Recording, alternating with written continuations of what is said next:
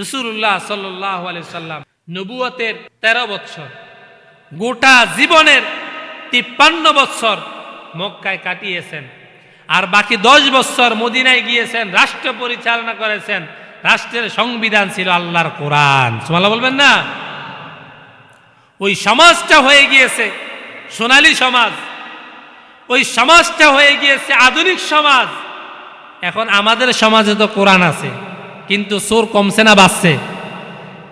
কারণ কি? আমাদের কাছে কোরআন আছে, তাকে কোরআন আছে সুকেজের মধ্যে, কোরআন আছে আমাদের মোবাইলে মোবাইলে, কিন্তু কোরআনের বিধান আমাদের সমাজে বাস্তবায়ন নাই।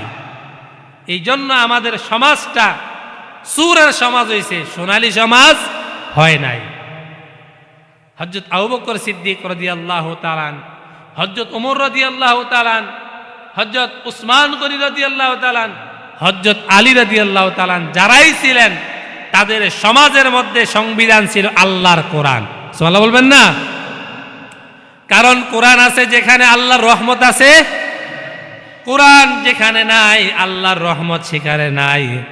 আজ আমাদের কোরআনগুলো আমাদের শোকেজের মধ্যে সাজানো থাকে, মরার পরে আমরা কোরআনগুলো শোনাই, কিন্তু আমাদের পরিবার সমাজ রাষ্ট্রের মধ্যে কোরআন না থাকার কারণে আজ আমাদের সমাজটাও সুন্দর হচ্ছে না, ঠিক কিনা? আগের মধ্যে দেখতাম আমাদের দেশে কোরআনের সমাজ বাস্তবায়ন না থাকলেও পরিবারের মধ্যে কোরআন চর্চাটা ছিল।